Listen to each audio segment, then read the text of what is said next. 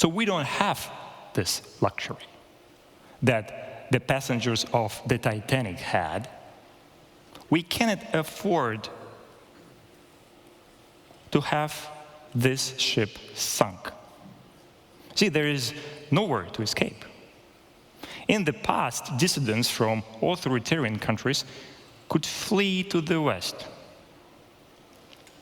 But if the current trajectory continues, in a decade or two from now, they will have a hard time trying to understand whether they have already left their repressive homeland or they're just entering another open-air prison.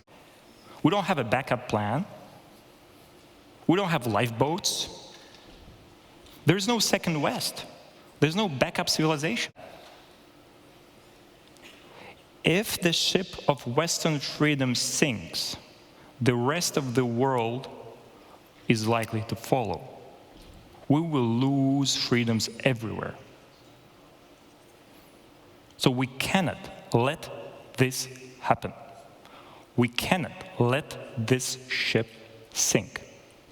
The only way forward is to fix this ship. Let's do that.